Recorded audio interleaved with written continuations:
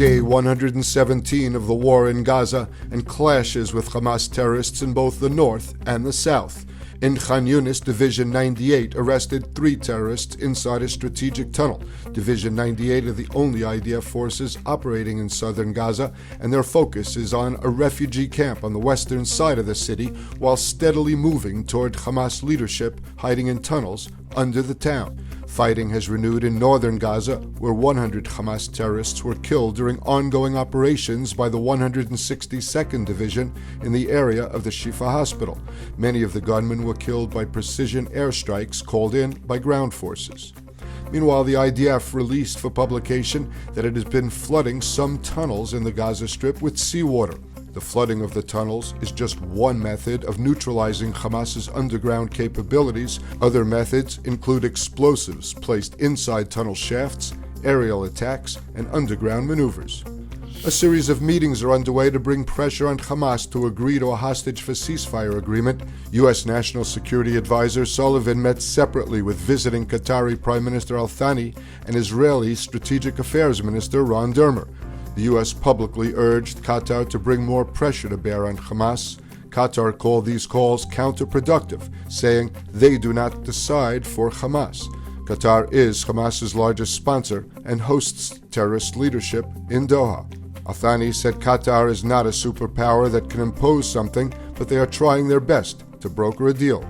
Meanwhile, a Hamas delegation is in Cairo for meetings with the Egyptian intelligence chief, who's trying to bring Cairo's influence toward securing a hostage agreement in exchange for an extended pause in fighting. The Israeli government has now released information on at least 13 UNRWA employees in Gaza who were actively involved in the October 7th Hamas attack on Israel. Israel says that the refugee agency was entirely co-opted by Hamas.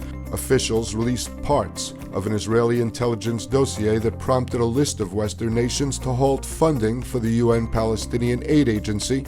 It includes allegations that some staff took part in abductions and murder during the October 7th raid that sparked the Gaza war.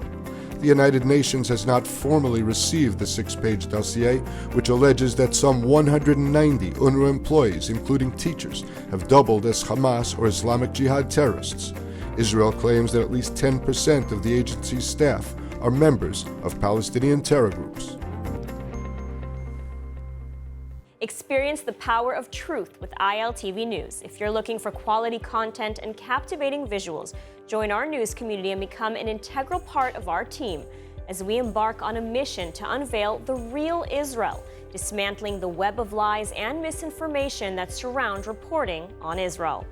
By subscribing to ILTV News, you will not only have access to the latest updates, but you will also amplify our message, creating a ripple effect that carries the truth far and wide. Subscribe today and help reshape the narrative. Available on the web, Android, and Apple.